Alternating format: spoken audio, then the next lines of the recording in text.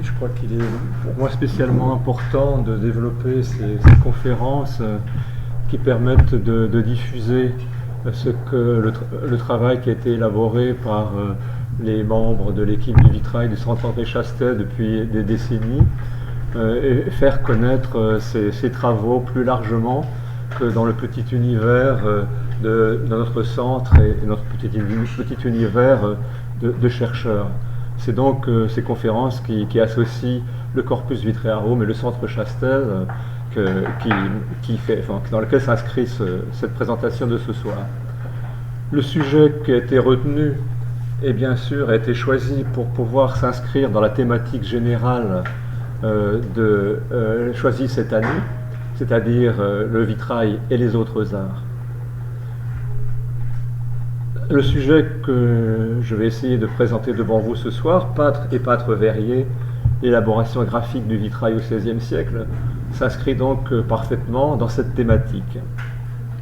C'est un sujet qui, pour certains d'entre vous, paraîtra sans doute rebattu, parce que depuis un certain nombre de décennies, sans doute depuis les années 1980, un assez grand nombre de publications ont été présentées, ont été écrites, pas seulement en France, un peu partout en Europe.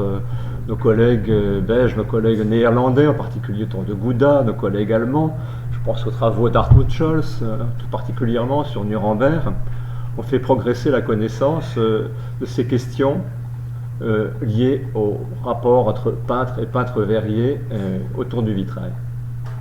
Un ouvrage avait sans doute marqué une étape en France sur cette question. C'était les actes de la table ronde vitrail et art graphique 15e et 16e siècle, qui s'étaient tenus à l'École nationale du patrimoine en 1999 et dont les actes ont été publiés. Je vous en mets une photographie sous les yeux. Donc oui, une bibliographie abondante depuis les années 1980. Et pourquoi cette bibliographie abondante et pourquoi cette question nous paraît-elle si importante aujourd'hui? Pourquoi nous a-t-elle autant intéressés? Eh bien, je crois que l'étude, c'est un texte que j'ai écrit pour essayer de résumer un petit peu le nœud de la question que nous allons traiter ce soir. L'étude des modes d'élaboration graphique des œuvres touche évidemment la question de l'invention, question tout à fait fondamentale. Et elle concerne évidemment aussi plusieurs acteurs possibles, ce qui nous relie au thème général du cycle de conférences. Le peintre, bien sûr, et bien sûr, qui est généralement considéré comme l'auteur principal, que j'appellerais auteur premier, par convention, et bien sûr aussi le peintre verrier, que l'on peut appeler auteur secondaire, sans évidemment que je déconsidère le travail du peintre verrier, bien au contraire. On verra la part de chacun en détail tout à l'heure.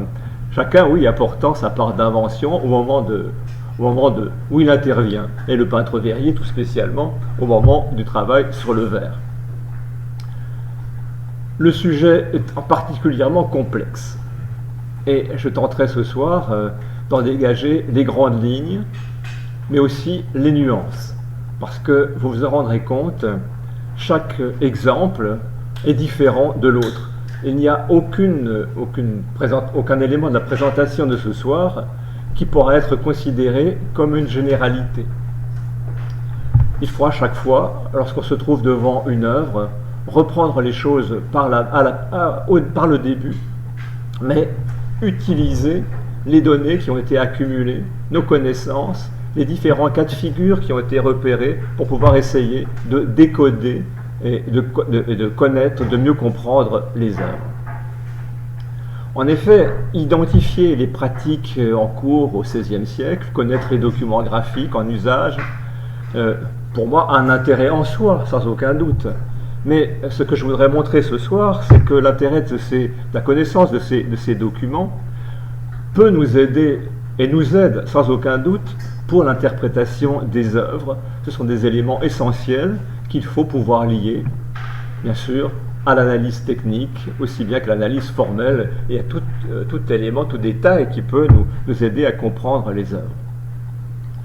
Ce sont là évidemment des questions qui traversent toute l'histoire du vitrail, on s'en doute bien, mais elles sont particulièrement abordables au moment de la Renaissance. Pourquoi cela? Tout simplement parce qu'elles peuvent être explorées beaucoup mieux qu'auparavant, sans aucun doute, grâce à un nombre extrêmement important d'œuvres conservées. C'est la part essentielle de notre corpus, en France en particulier, pour le XVIe siècle. Et puis aussi grâce à un certain nombre de documents graphiques, eux aussi conservés en petit nombre, mais tout de même.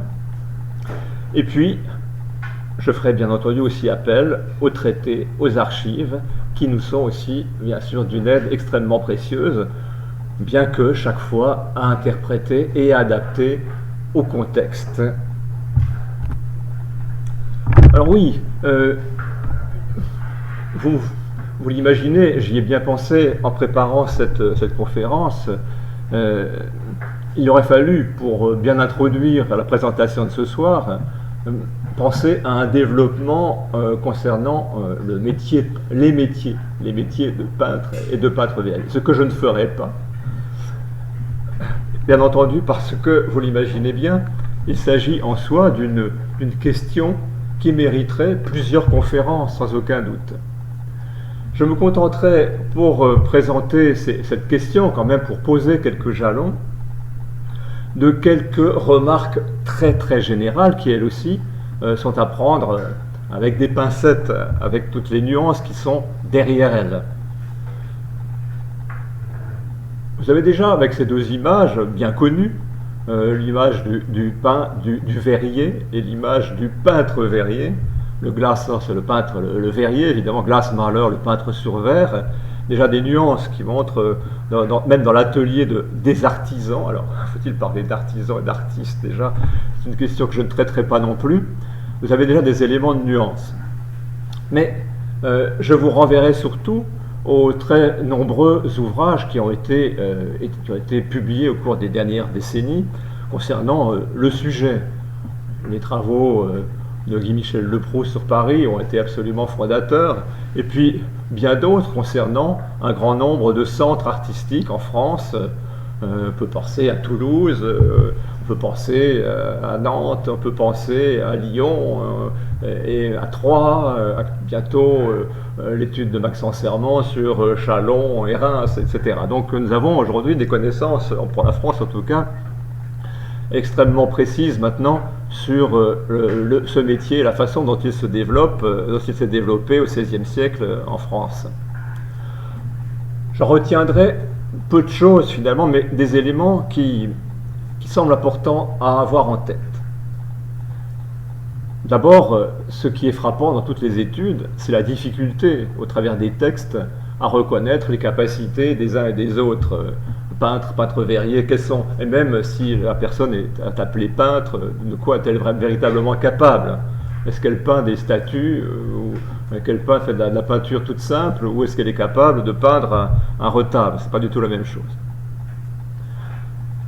Ce qu'il faut aussi savoir, c'est que dans chaque contexte, les choses sont bien différentes, certes, mais l'activité de chacun des artistes, qu'ils soient peintre verrier, est, quand on regarde les textes, chaque fois extrêmement diverses au sein de chaque métier. Un peintre verrier fait aussi bien des lanternes, peint des sacs, fait des décors d'armoirie, fait des choses extrêmement diverses, fait de la vitrerie bien entendu en grand nombre.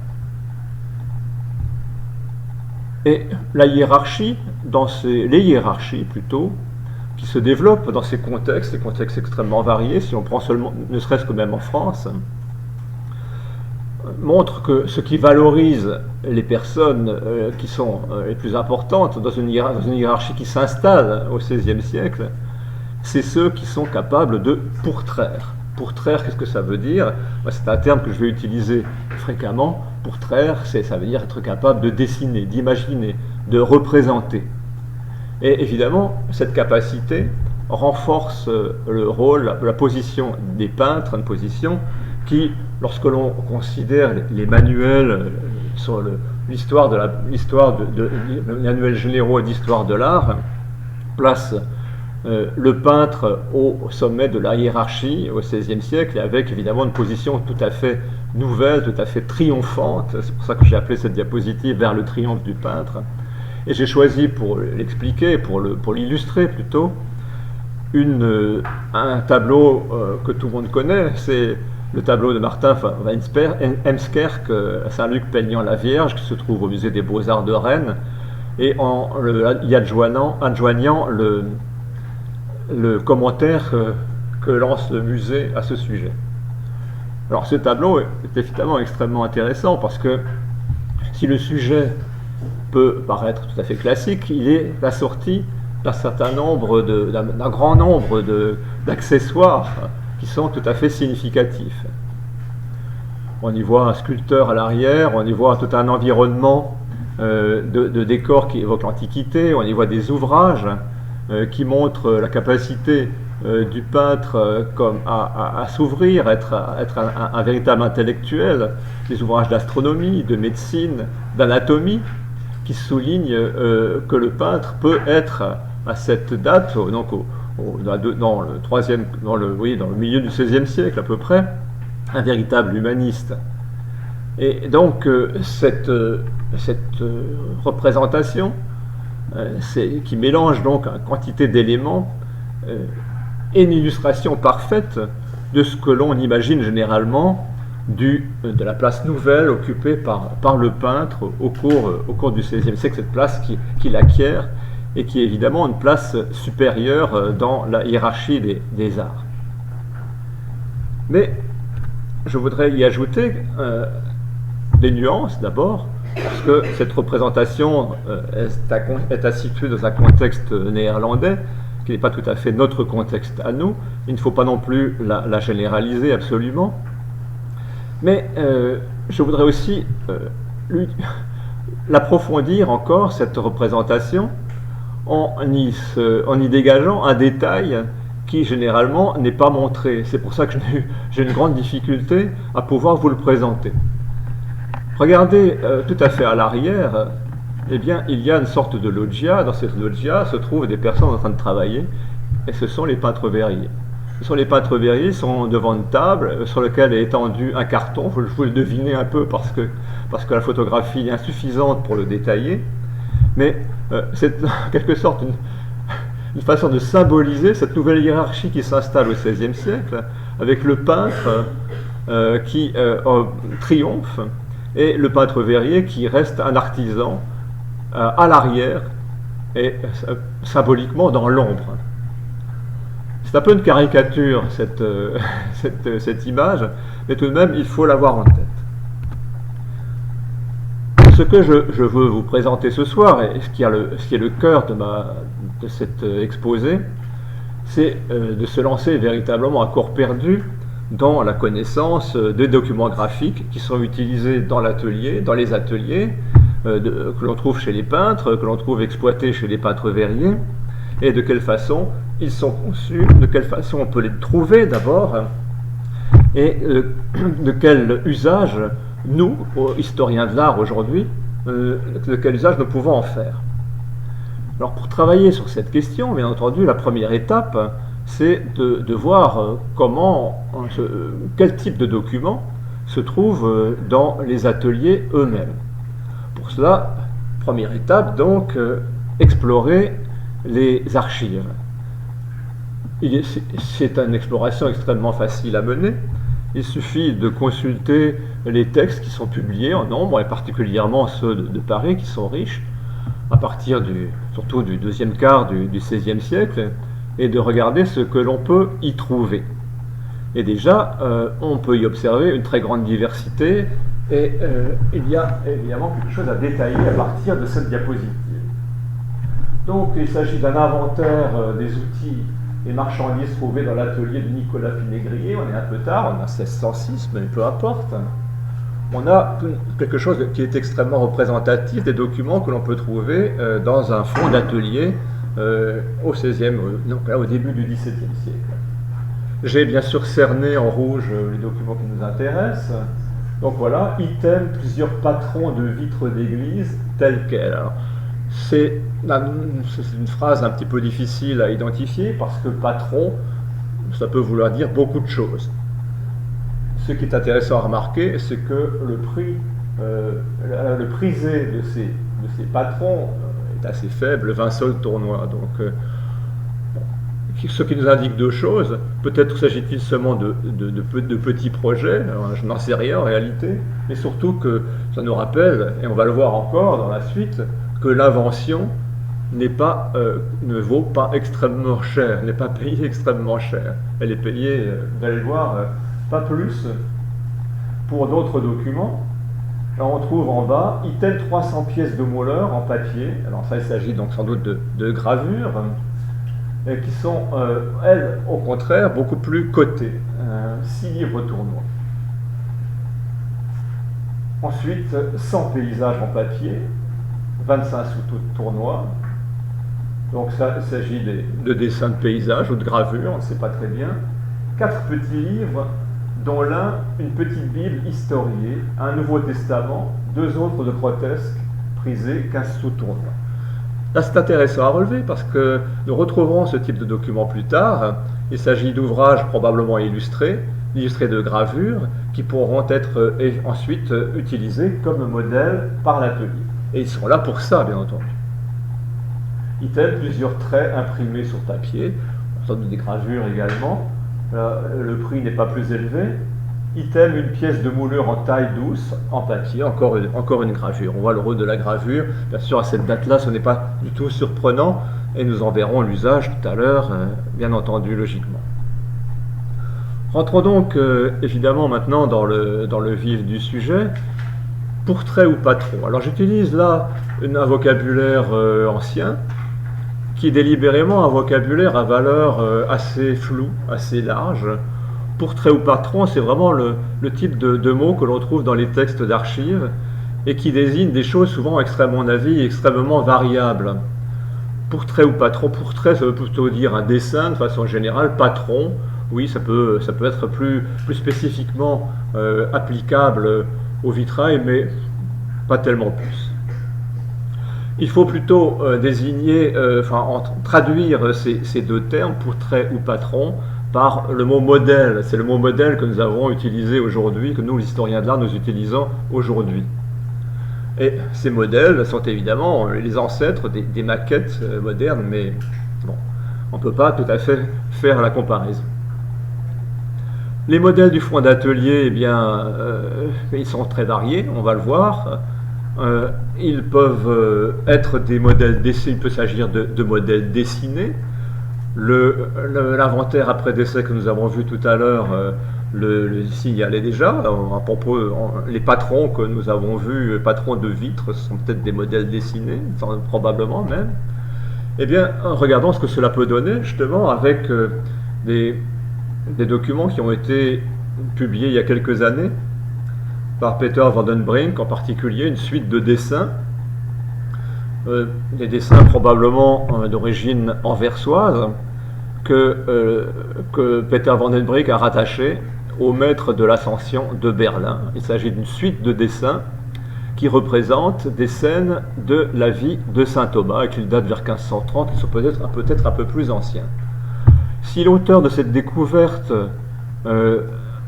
attribue ces dessins à un projet peut-être de vitrail, justement, pour une église supposée de Beauvais, une église disparue, c'est parce que au bas de ce dessin, on trouve une inscription du prince, et le lien a été fait directement, bien sûr, avec l'atelier des Le Prince de Beauvais.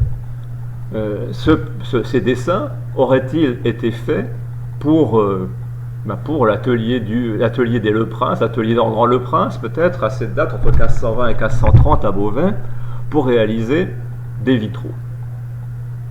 Alors, première chose à remarquer, c'est bien entendu les véritables liens stylistiques qui unissent ce dessin, cette série de dessins, avec ce que l'on connaît de la production des Le Prince. Quelques détails suffisent pour s'en rendre compte. Le paysage qui est tout à fait proche ici, la figure que j'ai choisie extraite ici du vitrail de la du vitrail des œuvres de miséricorde. Tout cela évidemment montre quelque chose d'extrêmement proche. En réalité, Cette hypothèse proposée par Peter van den Broek n'est pas tout à fait convaincante, parce qu'on ne sait absolument rien du vitrail de saint Thomas, d'une église supposée disparue de Beauvais. Et en réalité, l'inscription du prince nous conduit plutôt à exprimer l'hypothèse que ce type de dessin est l'exemple même de ce que l'on peut trouver dans les portefeuilles d'atelier et de ce qu'on pouvait trouver dans les portefeuilles de l'atelier des Le Prince au XVIe siècle. Il est tout à fait acquis aujourd'hui que les Le Prince ont été extrêmement marqués par l'art importé de Flandre, importé d'Anvers. Le maniérisme anversois a marqué profondément l'art des Le Prince, et c'est tout à fait par ce type de document, tout à fait premier, que les Le Prince ont pu effectivement connaître cette production. En tout cas, c'est vraiment une hypothèse qui est tenable.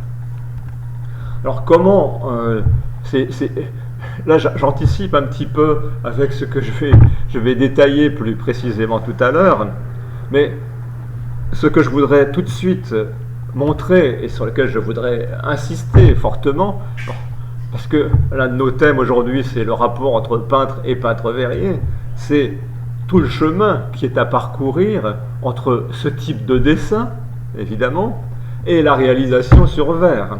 Nous le détaillerons mieux tout à l'heure, mais je voudrais déjà vous montrer tout le chemin qui a à réaliser entre le travail du peintre, l'inventeur premier, et le travail de l'inventeur secondaire, qui n'est pas secondaire du tout en l'occurrence, d'autant plus quand dans ce cas présent, l'inventeur de ce vitrail, s'il a utilisé sans doute un grand nombre de modèles, est quand même l'un des plus grands peintres verriers, et probablement aussi un peintre, un des plus grands peintres verriers du XVIe siècle, et sans doute aussi un peintre.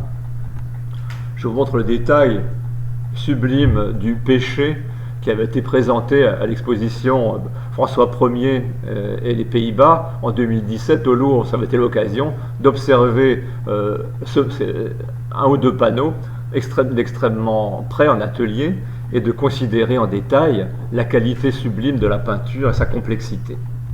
Nous reviendrons évidemment tout à l'heure sur ces questions de passage entre les documents graphiques et l'exécution sur verre qui sont tout à fait essentielles pour nous.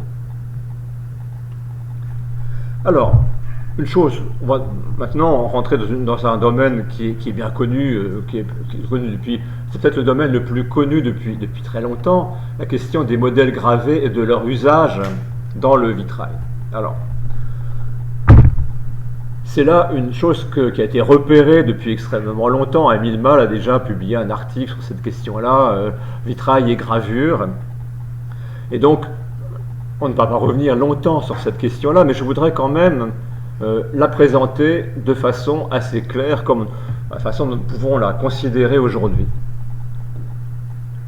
Ce que nous pouvons observer aujourd'hui, c'est que d'une part, au XVIe siècle, nous trouvons, et c'est ce qui avait sans doute été remarqué tout à l'heure dans l'inventaire après décès Pinégrier à Paris, nous pouvons trouver dans les ateliers des recueils absolument destinés à être des modèles pour tout domaine artistique et entre autres pour le vitrail. Et dans cet exemple-ci, qui est un exemple tiré d'Auvergne, de la chapelle du château de la Barge à Courpierre, donc tout près de Clermont-Ferrand, dans cet exemple-là, il est tout à fait certain que le peintre verrier avait dans son atelier un ouvrage de Bernard Salomon, sans doute les figures du Nouveau Testament, dont il a tiré cette annonce au berger. Et vous le voyez, en l'occurrence, le modèle qu'il a utilisé, un modèle de petite dimension, bien sûr qu'il retranscrit, qu'il redessine pour en faire une œuvre à l'échelle monumentale, est ici transposé de façon assez directe et avec des transformations assez limitées au niveau de la composition. Mais tout de même, on constate un effort considérable. Il a fallu passer d'une échelle miniature à l'échelle monumentale, et puis bien sûr appliquer à cette composition la technique de la peinture sur verre, ici en particulier avec l'usage d'une grisaille jaune d'argent émail. Dans d'autres cas, l'usage du modèle, et c'est le cas le plus fréquent, ces modèles si nombreux que l'on trouve dans les ateliers, eh bien, ils sont bien entendu utilisés de façon à être réinterprétés. Réinterpréter, qu'est-ce que ça veut dire? Ça veut dire qu'on les utilise comme des modèles, on en reprend une partie en fonction de l'iconographie que l'on a à traiter, de l'espace qui est disponible. Vous voyez, cette composition tirée de Martin de Vos, eh bien, elle a été réduite en largeur pour être tout à fait adaptable à l'espace de la Verrière. On a retenu essentiellement le groupe de la Vierge à l'enfant, et puis sur l'âne, et puis le Saint-Joseph, lui, a disparu de la droite pour être replacé à gauche, mais tiré d'un autre modèle, sans aucun doute, tandis que l'ange, ici, n'existe pas dans la gravure. Vous voyez, dans ce cas-là, comment faut-il considérer la question? Bien sûr, il y a un modèle. Le modèle, c'est tout à fait la pratique nécessaire pour composer une œuvre dans un atelier. C'est tout à fait une pratique normale. Et il faut considérer cette pratique comme quelque chose qui est une véritable recréation. C'est ainsi que moi je présenterai les choses ce soir. Il ne faut pas s'imaginer que l'auteur n'invente pas. En fait, il réinvente la composition en reprenant un élément qu'il emprunte à quelqu'un, mais qu'il resitue tout à fait autrement, et qu'il intègre dans un autre contexte, qu'il intègre dans un espace différent, qu'il intègre à un espace nouveau, et qu'il adapte à la technique du vitrail, et donc de façon tout à fait nouvelle, de façon originale. C'est chaque fois quand même un effort de recréation. Qui réalise ce type de travail de réinterprétation? Les commentaires que j'ai faits à propos de l'image précédente peuvent être repris tout à fait dans ce cas présent.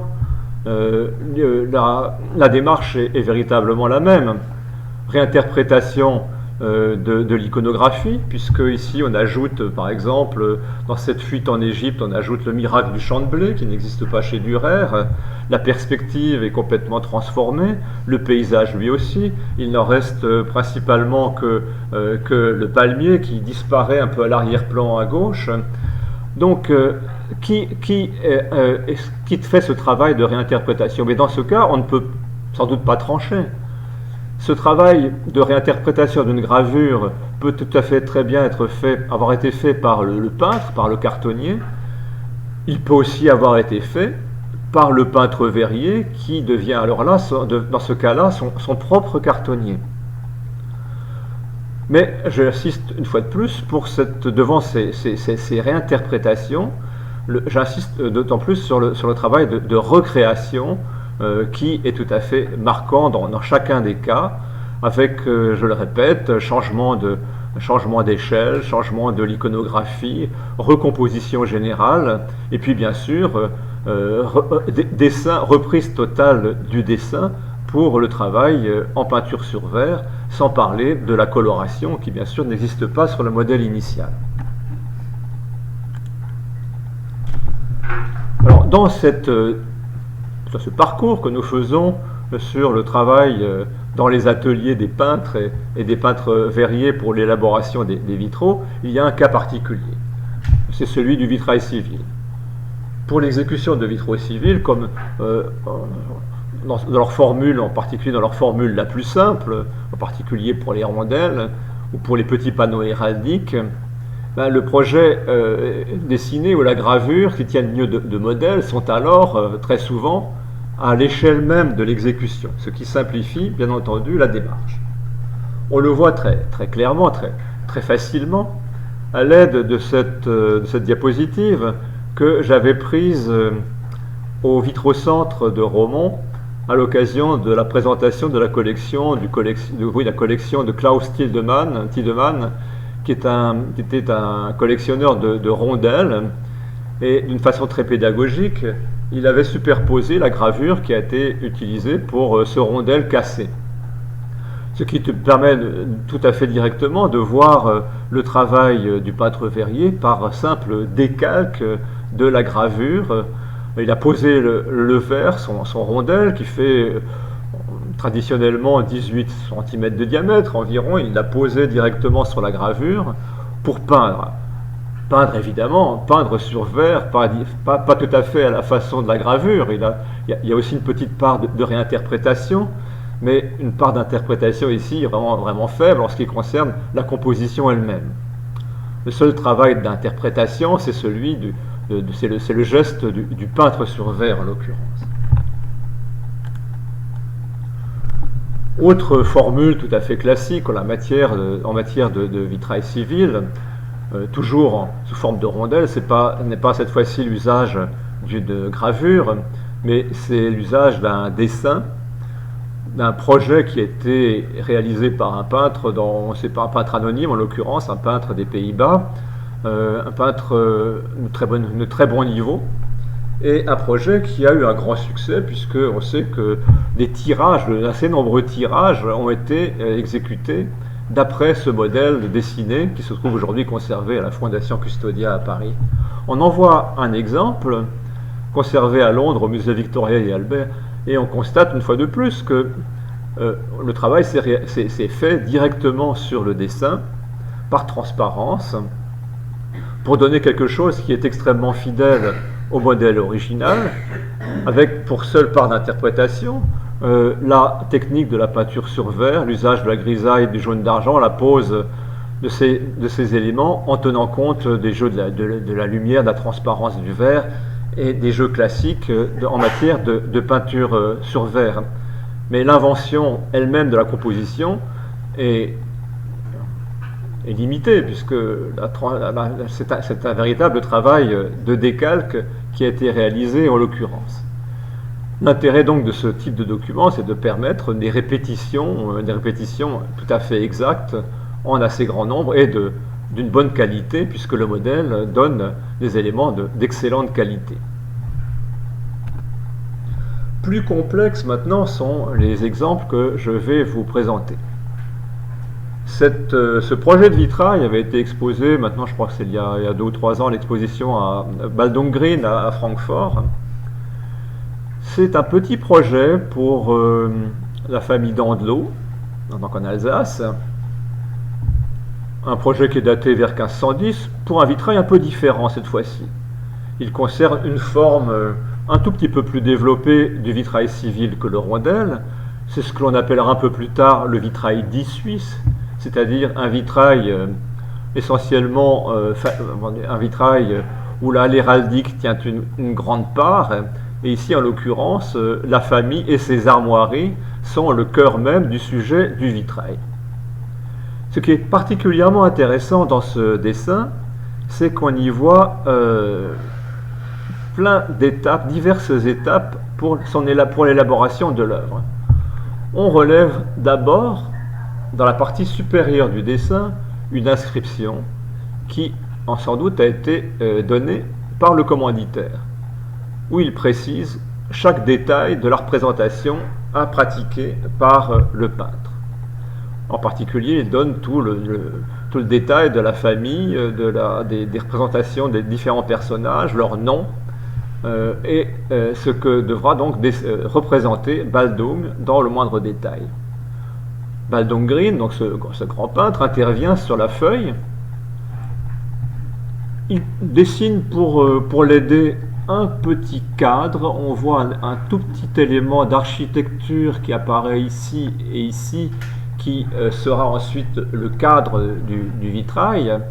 Mais il se contente de travailler à cette question-là et se concentre sur sur ce qu'on lui demande d'ailleurs. Il se concentre sur la représentation des commanditaires. Et il le fait bien sûr à sa façon, comme un dessinateur, sans penser véritablement à l'exécution sur le verre. Ce que l'on voit encore, et nous en reparlerons tout à l'heure sur ce dessin, c'est des éléments d'interprétation destinés à l'exécution par le peintre verrier. On voit des traits rouges, un certain nombre de traits rouges qui marquent le tracé, qui permettra ensuite de découper bien sûr les pièces de verre, les différentes pièces de verre qui composeront ce petit panneau. Et puis on voit aussi tous les manques dans ce dessin. on n'y voit aucune couleur, on n'y voit pas tout le dessin, ce qui veut dire, dans ce contexte tout à fait précis, que le cœur du sujet, ce sont les donateurs. C'est sur ce point-là que les commanditaires ont insisté pour avoir une représentation au meilleur niveau. Mais ensuite, liberté est laissée au peintre verrier pour l'exécution, choisir les couleurs qui pourront être utilisées pour le fond, par exemple, ou pour l'architecture, dessiner l'architecture d'ailleurs, représenter une architecture qui sera sans doute une architecture peut-être une architecture de branchage encore à cette période-là. Bon.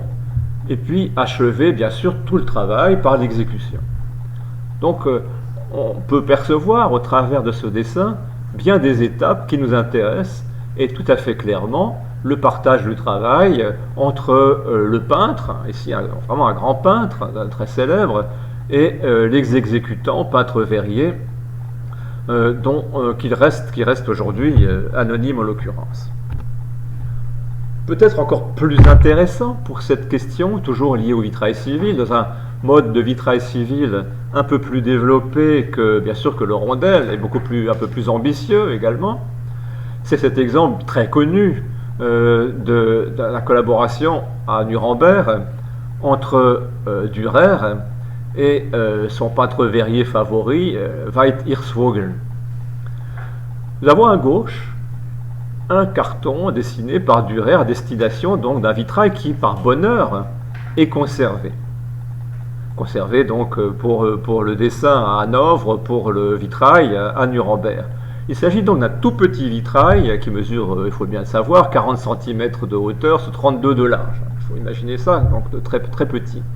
Mais tout de même, cette fois-ci, un vitrail, comme sans doute pour le précédent, on le voit en tout cas réellement ici, avec grisaille, jaune d'argent et des verres de couleur.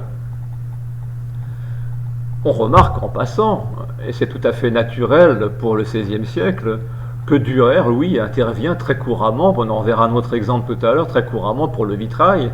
Ce n'est absolument pas une surprise de voir ce grand artiste célèbre que l'on connaît pour ses peintures, pour ses gravures, préparer des cartons de vitraux pour des commanditaires particuliers à Nuremberg. Il ne faut absolument pas en être surpris, c'est le travail tout à fait normal du peintre.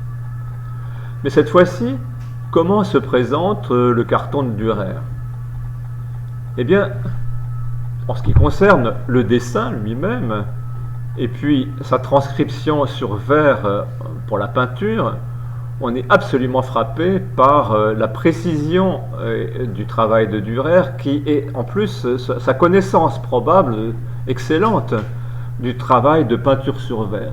Car si l'on compare dans le détail, dans le moindre détail, dessin et peinture sur verre, on constate que c'est pensé pour le vitrail. Ce n'est pas pensé comme un dessin classique. Ce n'est absolument pas pensé comme encore moins comme une gravure, bien entendu. Les traits, les modelés sont tout à fait présents. Et quel est le rôle dans ce cas-là du peintre verrier? Le rôle du peintre verrier, c'est, dans l'occurrence, d'une part évidemment de réfléchir au tracé, de reprendre le tracé qui lui-même est déjà quasiment fait sur le dessin de Dürer. Il est facile de suivre les grandes lignes. Choisir la couleur, quelques couleurs bien entendu.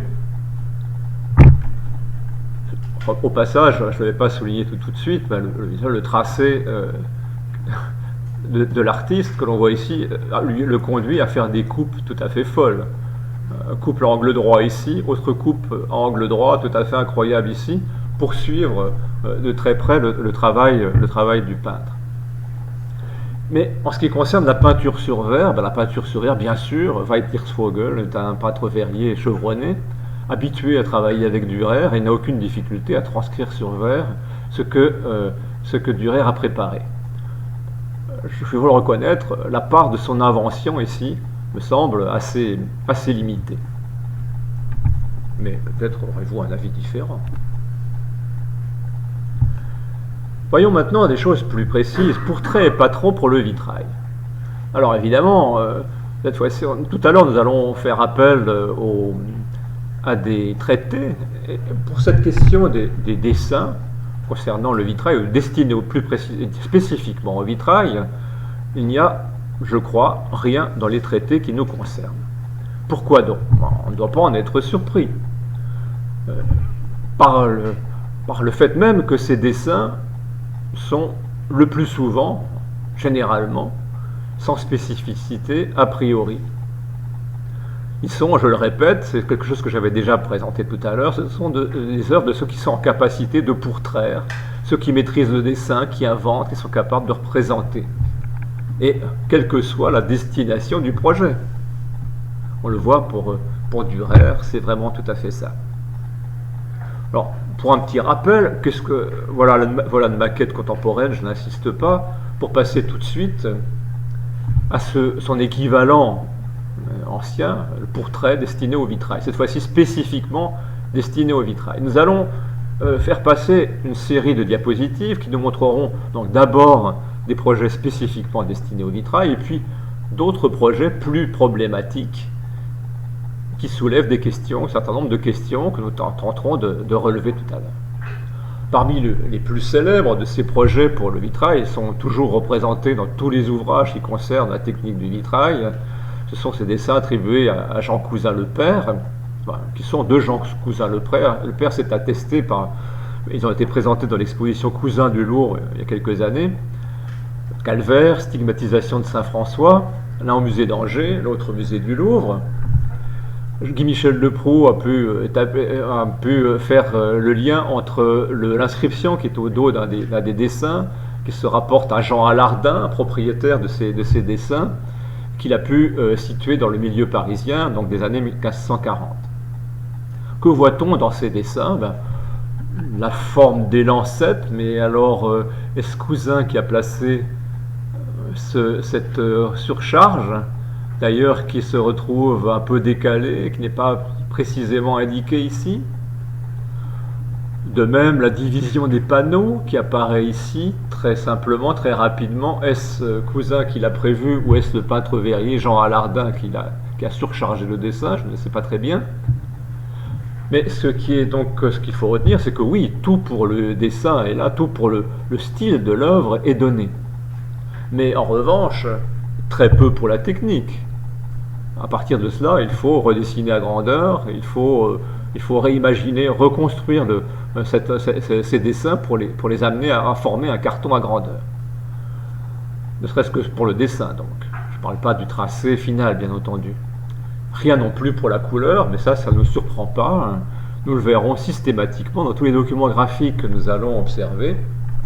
Aujourd'hui, il n'y a rien comme indication précise pour la couleur. Ce qui semble indiquer très clairement, et tout à fait naturellement, que c'est au peintre verrier que revient le travail de la coloration, et ce choix définitif, bien sûr en collaboration éventuellement avec le peintre, cela va de soi. Ces portraits destinés au vitrail, celui qui a été donc étudié plus précisément par Guy-Michel Leproux et par d'autres encore récemment, ce projet de Jean Alardin, on se rend compte qu'il a pu être utilisé, réadapté à de nombreuses reprises. Il est clair qu'un calvaire est un sujet tout à fait pratique, un sujet souvent développé. Et en l'occurrence, un lien assez précis a pu être établi entre ce dessin même et ce projet de Colomiers dans Lyon, où l'on voit les personnages qui sont évidemment distribués tout à fait autrement, puisqu'il s'agit d'un vitrail sur 3 lancettes, mais les 3 figures sont là tout à fait reprises du dessin original de façon tout à fait claire. À Champigny-sur-Veude aussi, ce type de dessin peut être pratiqué, pu se trouver entre les mains du cartonnier et du peintre qui ont réalisé le vitrail de l'abbé d'Ax. Voilà donc ce qui est le document le plus classique de ce que l'on connaît des portraits destinés au vitrail. Voyons maintenant leur variété réelle, en feuilletant ce qui a été étudié au cours de ces dernières années. Un exemple qui est un peu moins connu, un document qui a été trouvé par Florian Meunier à à Ponto-de-Mer. Voilà, c'est un projet qui est destiné, c'est un document plutôt, pas plutôt qu'un projet, un document qui est relié à un devis pour le vitrail de l'Hôtel-Dieu. On est en 1491. Le marché est passé quelqu'un que Caroline Blondeau connaît bien, Geoffroy Machon, qui est un peintre rouennais qui tient le haut du pavé autour de 1500 à Rouen.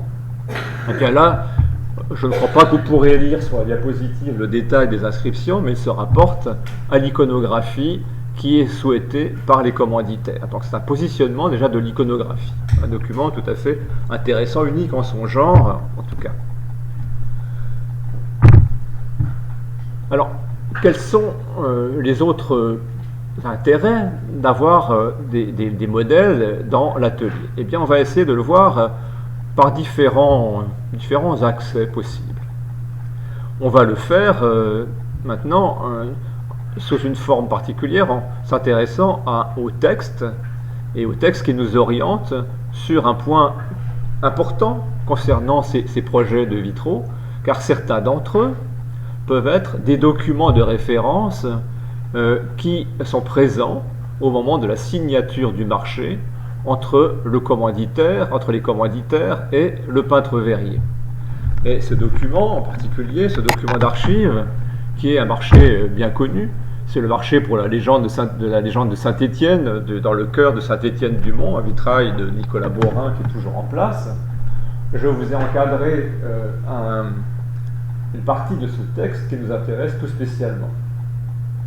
Donc, Nicolas Borin doit faire, au-dessus de la chapelle Saint-Roch, un vitrail en 5 jours, donc à 5 lancettes, etc. Voilà, et selon et en suivant le portrait que les 10 maîtres ont baillé au dit Borin pour ce faire. Donc, le vitrail doit être fait d'après un modèle, un portrait, que l'on peut imaginer comparable à ceux que je vous ai présentés, donnés à Jean Cousin tout à l'heure, en tout cas du même ordre.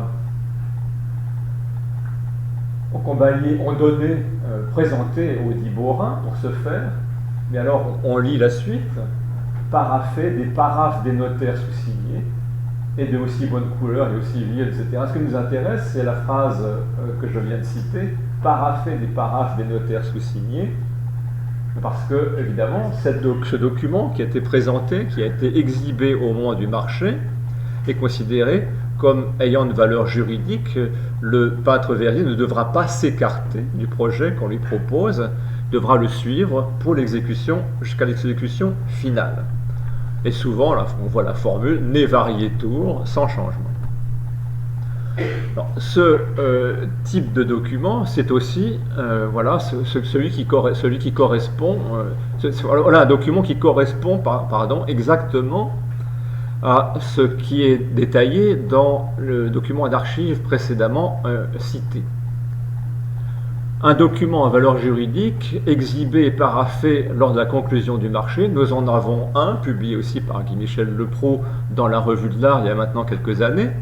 C'est un projet de vitrail qui se trouve à l'École nationale supérieure des beaux-arts de Paris, une prédication de Saint Jean-Baptiste, attribuée à un des plus grands peintres verriers du XVIe siècle à Bourges, qui est installé à Bourges, Jean Lécuyer, un projet de 1554 pour une chapelle qui a aujourd'hui disparu, chapelle des Georges, dans l'église Saint-Jean-des-Champs, à Bourges, et nous pouvons mettre face à face un document où nous trouverons la signature du commanditaire, Jean, et cette même signature qui se trouve au bas du portrait conservé aujourd'hui à l'École des Beaux-Arts. On est donc tout à fait certain, dans ce contexte-là, que le document conservé à l'École des Beaux-Arts est bien ce document exhibé et paraphé. Donc paraphé, nous avons le paraphe justement au moment de la conclusion du marché. Et ce document, on le constate, est particulièrement soigné. Il y a même en l'occurrence des rehauts de couleurs, ce qui est tout à fait spécifique. Et c'est un document qui devra donc, pour Jean Lécuyer, être suivi très précisément lors de l'exécution du vitrail. On va détailler quelques éléments concernant Jean Lécuyer dans les diapositives qui viennent. Mais on peut aussi tout de suite dire un mot sur l'auteur de ce projet. Là, l'auteur du projet de vitrail et l'auteur du vitrail lui-même sont les mêmes. Jean Lécuyer est un peintre, il est à la fois peintre et peintre-verrier, donc dans ce cas-là, capable de faire le projet de son vitrail et capable de l'exécuter. J'avais déjà évoqué tout à l'heure l'importance, à propos de Jean Cousin spécialement, l'importance du projet dessiné, même à petite échelle, pour le style de l'œuvre finale. Des détails extraits aussi de l'article de Guy-Michel Leproux le prouvent tout à fait.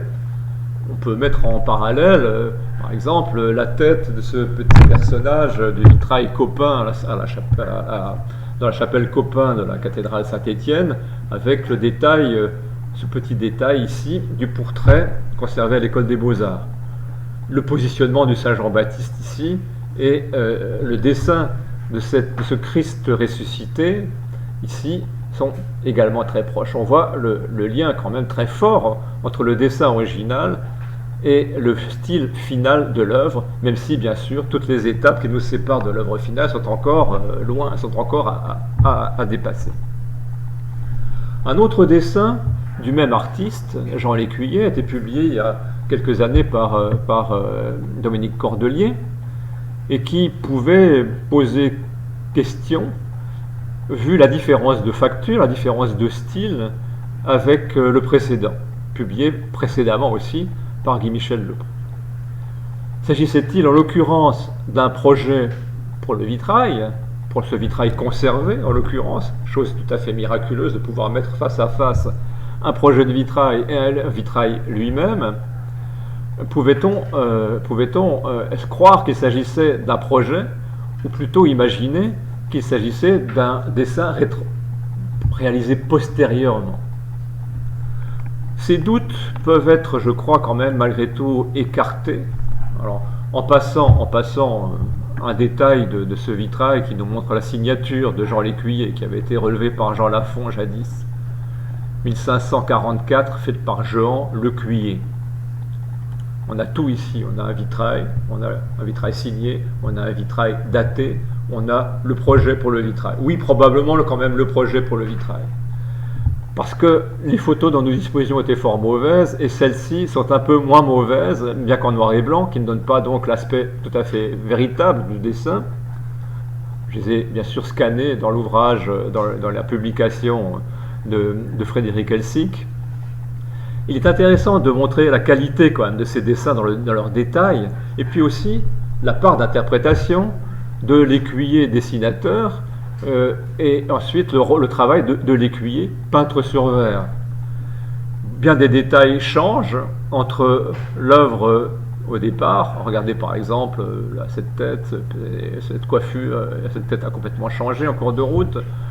Également ici, dans cette partie de la scène où Saint-Claude et la consécration épiscopale de Saint-Claude, bien des détails aussi sont transformés au cours de l'élaboration du carton et de la peinture sur verre finale. On constate aussi bien sûr tout l'apport ensuite du peintre verrier avec la couleur, l'échelle, sa technique brillantissime, et en particulier ici on relève, pour ceux qui connaissent la technique du vitrail en détail, les gravures, cette gravure à l'outil de verre vert plaqué de façon ainsi vraiment très précise et très rare. D'autres projets encore nous montrent que je vais vous présenter, soulignent toute la variété de ces œuvres qui nous sont parvenues et aussi la difficulté de leur interprétation. C'était déjà pas tout à fait évident pour le dessin précédent, même si je rappelle, je penche pour vraiment un projet de vitrail, pour le choix, pour la position de Dominique Cordelier. Celui-ci pose d'autres problèmes. C'est peut-être l'un des projets les plus célèbres que nous ayons pour le XVIe siècle, un projet de vitrail parmi les plus célèbres. Il est attribué de façon maintenant tout à fait assurée à un peintre d'origine rouennaise, mais installé ensuite à Paris. Nous en parlerons encore peut-être plus en détail plus tard. Il s'appelle Geoffroy Dumontier. C'est un grand projet de vitrail. Il mesure 0,46 m par 0,37 m. Donc c'est déjà un projet particulièrement important, beaucoup plus important en taille et en dimension que tous ceux que j'ai présentés auparavant. Et puis, de façon tout à fait étonnante, ce projet de vitrail n'est pas dessiné sur papier, mais il est présenté sur parchemin, ce qui en fait un document véritablement exceptionnel et dont la destination n'est pas du tout évidente. D'autant plus qu'il ne présente aucun élément, lorsqu'on l'observe dans le détail, qui permette d'identifier ses donateurs d'une part, et d'autre part le lieu de sa destination. J'ai mis le détail ici de la partie où l'on trouve dans les écoinçons sous les ajours du tympan les armoiries qui sont vides. Nous avons des écus vides ici. Donc ce document nous reste un grand inconnu. Il nous pose encore d'autres problèmes. Il nous pose d'autres problèmes car nous en possédons un certain nombre de copies. J'en présente ici deux, mais il y en a d'autres partielles qui ont circulé dans le marché de l'art. Celles-ci sont plus faciles à étudier puisqu'elles sont conservées par des fonds publics, l'une à l'école des Beaux-Arts, l'autre à la Fondation Cini à Venise. Ce sont des dessins qui ont exactement la même taille en largeur que le dessin du Louvre. C'est intéressant à signaler, même si les projets ne sont pas complets, peu importe. Dans le détail, tout se superpose ou à quelques petits éléments près, tout se superpose. Mais l'exécution de ces deux dessins relève de mains différentes. Le support est différent ici. Ce sont des dessins sur papier cette fois-ci. De quoi s'agit-il? Quel intérêt dans l'atelier serait-il de répéter des projets de vitraux, surtout des projets de vitraux avec des sujets, avec une iconographie si impossible, si difficile? Pour une baie à 5 lancettes, comment recycler ce type de projet? Pourquoi donc en faire des copies? Aujourd'hui, vous n'auriez pas l'idée de faire deux fois la même maquette, identique, pour des baies immenses que vous ne sauriez jamais réutiliser. Eh bien, l'hypothèse que nous avançons, c'est que peut-être ces dessins sont des dessins faits dans l'atelier pour apprendre le dessin, justement. On sait très bien qu'au XVIe siècle, pour apprendre le dessin, on passe par l'étape copie. Et l'hypothèse, c'est que ces dessins sont des copies faites dans l'atelier du Montier, au temps de Geoffroy ou de ses fils, ou par ses fils, justement, pour s'exercer au dessin. Mais bon, je ne garantis pas absolument cette hypothèse. Autre élément intéressant à relever concernant c'est toujours ces projets à petite échelle. Il existe des dessins qui sont spécifiques pour des parties dites sensibles. Ce que j'appelle des parties sensibles dans le vitrail, ce sont des choses pour lesquelles les donateurs portent une attention toute spéciale. Leurs armoiries, la représentation de leurs portraits, de leurs images. Alors encore une fois de plus, il faut faire appel au marché. Voilà, regardez ici, un vitrail commandé à Solignac, au peintre verrier, donc enfin Solignac, et vous avez là des détails extrêmement précis concernant justement les donateurs. Il y aura en icelle 2 damoiselles, chacun des images priants, les priants donc en forme de donateurs, les donateurs à genoux, priants et priantes, représentés au naturel, sur leur portrait au crayon. Donc leur portrait, cette fois-ci le mot portrait, c'est leur représentation, ou crayon. Alors on relève le crayon, j'expliquerai tout à l'heure de quoi il s'agit, avec une diapositive, qui seront fournis par icelle damoiselle, au dit Solignac, au plus grand volume que la vitre le pourra permettre, les habits de chacun d'eux, etc. On voit donc que des dessins tout à fait spéciaux, tout à fait particuliers sont fournis par les donateurs eux-mêmes pour leur représentation la plus précise qui soit. C'est par exemple, sans aucun doute, ce qui s'est passé à la chapelle du château d'Écouen pour le rendu des enfants du connétable de Montmorency. Toutes ces têtes ne sont pas anciennes, mais celles-ci, ces quatre-là, des garçons du connétable de Montmorency, ont sans aucun doute été tirés de modèles donnés par les commanditaires, par le connétable en l'occurrence. Nous travaillons actuellement sur la Sainte-Chapelle de Vincennes et Guy Michel Leproux a très justement remarqué que la tête du roi Henri II qui se trouve dans la baie d'Axe a probablement été tirée d'un crayon qui a été donné à l'exécutant, à Nicolas Beaurain, pour que le portrait soit le plus fidèle possible, la représentation soit la plus fidèle possible à l'image du roi que l'on voulait donner. On peut d'ailleurs constater la grande différence d'exécution, justement de style même, entre des figures de la même verrière et la figure du roi qui est bien ancienne et qui est extrêmement proche de ce crayon, de ce dessin au crayon, justement, de ce crayon conservé au musée Condé à Chantilly, qui conserve ces collections si importantes de portraits au XVIe siècle. Passons maintenant au travail à l'échelle d'exécution, le patron à grandeur. Le patron à grandeur, alors cette fois-ci, on peut tout à fait utiliser encore un autre texte. On commencera toujours par des textes avant de passer au détail de l'exécution. Et il s'agit là d'un marché, là aussi, extrêmement célèbre, puisqu'il avait été découvert par Catherine Grodecki, puis publié par Jean Lafond dans la Revue de l'Art en 1970 pour un vitrail qui est bien conservé, bien connu, le vitrail de saint Thomas de l'église Saint-Germain-l'Auxerrois dans le bras sud du transept de Saint-Germain-l'Auxerrois. Ce document est particulièrement intéressant parce qu'il est extrêmement précis.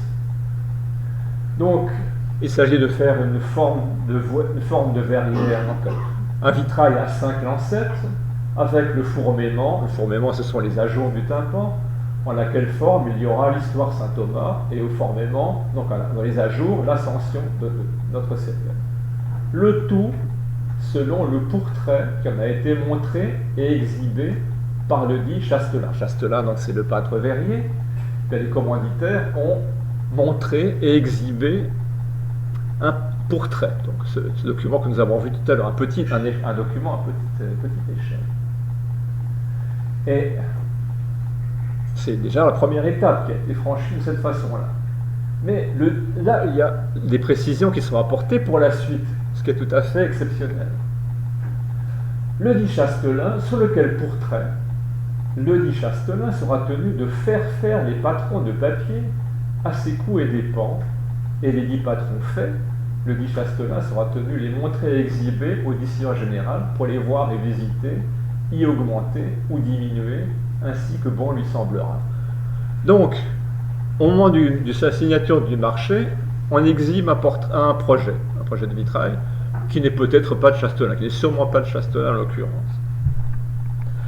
C'est déjà sur ce dessin-là que l'on se met d'accord.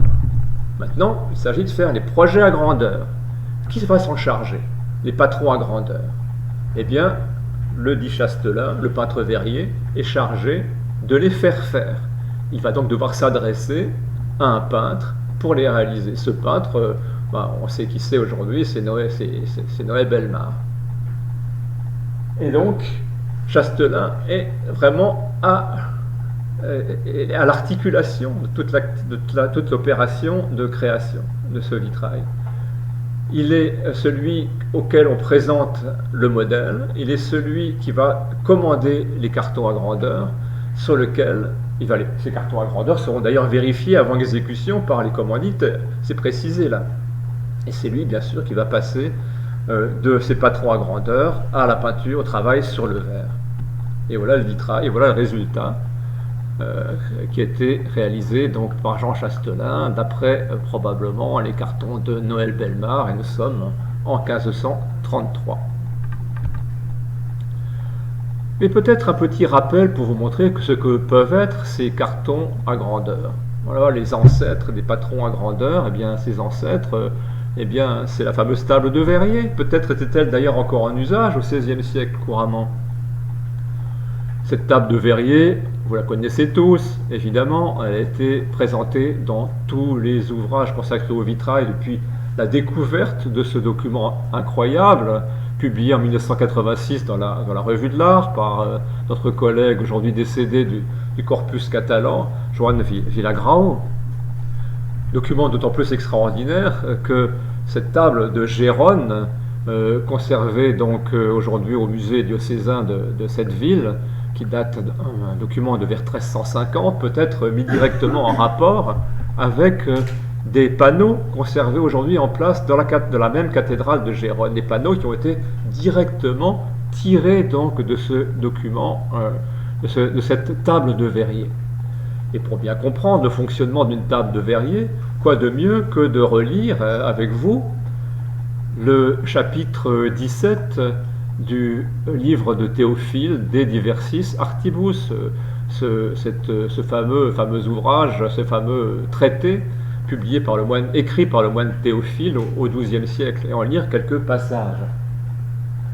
Lorsque vous voudrez composer des fenêtres de verre, d'abord faites une table de bois uni assez longue et assez large pour que vous puissiez y travailler 2 panneaux de chaque fenêtre. C'est tout à fait ce que nous avons vu. Prenant de la craie et la raclant avec un couteau par toute la table, aspergez d'eau partout, frottez partout avec un linge. Quand cela sera sec, prenez mesure de la longueur et de la largeur du panneau de la fenêtre, marquez-la sur la table, à la règle et au compas, avec du plomb et de l'étain ou de l'étain. Si vous voulez y faire un bord, tracez-le avec la largeur et l'ornement que vous jugerez convenable. Cela fait, tracez les images et aussi grand nombre que vous voudrez, en aussi de grand nombre que vous voudrez, d'abord avec du plomb ou de l'étain, ensuite avec de la couleur rouge ou de la noire, faisant tous les traits avec soin, car il faudra, lorsque vous n'aurez pas le vert, faire rencontrer les ombres et la lumière selon le plan de la table, etc. etc. Donc voilà, c'est vraiment là une chose absolument extraordinaire de pouvoir relier un traité avec un objet qui correspond exactement à son usage. Depuis Joan Villagra ou d'autres études ont été consacrées à ces tables de Verrier, je vais passer très très vite parce que ce n'est pas vraiment notre sujet, nous sommes plutôt au XVIe siècle, même si je crois que ce type de document a pu parcourir les siècles, car des manuels de vitrier du début du XIXe siècle les mentionnent encore. Mais passons plutôt au document que l'on imagine mieux pour le XVIe siècle, le carton plutôt sur toile ou sur papier. Et là aussi, plutôt que de commencer par des objets eux-mêmes, commençons par les traités. Alors bien sûr, les traités sont peu nombreux qui en parlent, qui en évoquent le détail, mais il faut évidemment passer par le traité de Cennino Cennini, il Libro dell'Arte, j'ai pris une traduction tirée d'un manuscrit de 1437, concernant donc ce qui touche au vitrail, ce qui touche à son carton. Il faut bien préciser avant de le lire que ce livre a été rédigé dans un contexte italien et il ne faut évidemment pas transposer le détail de son contenu dans un contexte comme le nôtre par exemple. Mais voyons beaucoup de choses qui nous intéressent directement. On travaille sur verre de 2 façons, l'une pour les fenêtres, l'autre pour les morceaux de verre que l'on met sur des petits retables pour orner des reliques. Nous allons parler d'abord de la méthode utilisée pour les fenêtres. Il est vrai que cet art est peu pratiqué par notre profession et qu'il l'est davantage par ceux dont c'est le travail. Ordinairement, ces maîtres qui font ce métier ont plus d'expérience que de connaissance du dessin.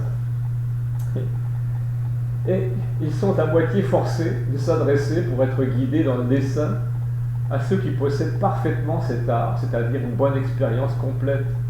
Donc, quand ces personnes viendront te trouver, tu adopteras cette méthode. Le verrier viendra à toi avec les mesures de la fenêtre, sa largeur, sa longueur. Tu prendras autant de feuilles de papier collées ensemble que tu en as besoin pour ta fenêtre. Tu dessineras la figure d'abord avec du charbon, puis tu la fixeras avec de l'encre. Tu renverras la figure d'une manière parfaite, comme lorsque tu dessines sur panneau. Ensuite, ton maître verrier prend ce dessin et l'étend sur une grande table plane. Et selon la couleur qu'il veut donner aux vêtements et à la figure, il coupe ces morceaux de verre, zone par zone, et il te donne une couleur qu'il fait avec de la limaille de cuir bien broyée. Et toi, avec cette couleur et un pinceau de petit gris, te servant de la pointe, tu modèles tes ongles, morceau par morceau. On voit très bien dans la répartition du travail ici. Dans ce document, dans ce traité, il est clair qu'il est considéré que le peintre verrier ne sait pas dessiner, ne connaît pas le dessin. Il est incapable de dessiner quelque chose, d'un vitrail, c'est impossible pour lui de dessiner un projet de vitrail figuré. Donc il faut faire appel au peintre. En revanche, quel est le rôle qui lui est attribué? On va sans doute le tracé et surtout la coloration. Très clairement, la coloration, c'est au peintre verrier qu'elle revient en l'occurrence. Une fois que le peintre verrier a coupé les verres qu'il a choisis, il les redonne au peintre pour les peindre. Ce qui veut dire, en l'occurrence, si on suit ce texte complètement, que dans le contexte italien, il va de soi que le peintre est aussi celui qui peint sur verre. Alors, dans d'autres contextes, dans le contexte qui nous intéresse plus spécifiquement, le contexte français, sur lequel bien sûr notre exposé est centré, bon, la preuve que nous avons aujourd'hui de l'intervention de peintres directement sur le verre, ces preuves existent, mais elles restent relativement peu nombreuses, relativement limitées. Je suis tout à fait certain qu'Enguerrand-Carton a peint ce petit fragment qui nous est conservé d'une verrière provenant d'une église d'Avignon. La peinture c'est sa peinture. Ce vitrail correspond exactement, je pense, à ce que nous présentait tout à l'heure Cennino Cennini dans son traité. Le peintre verrier s'est contenté de couper le verre, de choisir les verres et de les couper. Et le peintre a tout fait, a fait le reste. Dans d'autres cas, nous verrons, bien sûr, qu'il faut nuancer les choses et que les choses sont, dans chaque cas, différentes et complexes. Chaque fois, il faut se reposer les mêmes questions pour une analyse cas par cas. Alors, les cartons eux-mêmes, venons-en aux cartons. Les cartons sont des documents rares, aucun n'est conservé en France. Pourquoi aucun n'est-il conservé? Eh bien, c'est tout simple à comprendre. Ces documents sont des documents d'atelier, une fois passés d'usage, une fois passés de mode, ils disparaissent le plus souvent. Ils disparaissent avec l'atelier et il y a peu de chances qu'on les conserve. Leur conservation, en revanche, peut être justifiée comme référence pour les restaurations à venir. C'est pour cette raison-là que nous possédons l'un des plus grands, l'un des plus merveilleux ensembles de cartons dans une ville de Hollande qui s'appelle Gouda, pour à peu près tous les cartons du XVIe et du XVIIe siècle, les cartons des vitraux posés avant la Réforme et après la Réforme pour cet édifice, ont été conservés jusqu'à nos jours à des fins de conservation des vitraux, des cartons qui devaient donc servir de référence à chaque fois que l'on intervenait sur les vitraux pour être capable d'en restituer chaque élément de façon la plus fidèle possible. Justement, vous voyez d'ailleurs à Gouda, dans les réserves qui se trouvent derrière l'orgue, ces rouleaux où se trouvent les grands cartons de tous les vitraux de l'édifice. Et puis voici déroulés ces cartons. Malheureusement, celui-ci est en noir et blanc pour la vue d'ensemble. Nous verrons des détails tout à l'heure. Ce carton mesure, il faut le signaler, 10 mètres 35 de hauteur. C'est la dimension, bien sûr, dimension exacte de la verrière. Et c'est Pierre Levieille aussi qui nous donne justement des raisons possibles de la conservation des cartons. Il cite le testament de Valentin Bouche, le célèbre peintre verrier qui a travaillé à Saint-Nicolas-de-Port et à Metz après, et dont il a pu avoir connaissance du testament. Que dit ce testament concernant les grands patrons?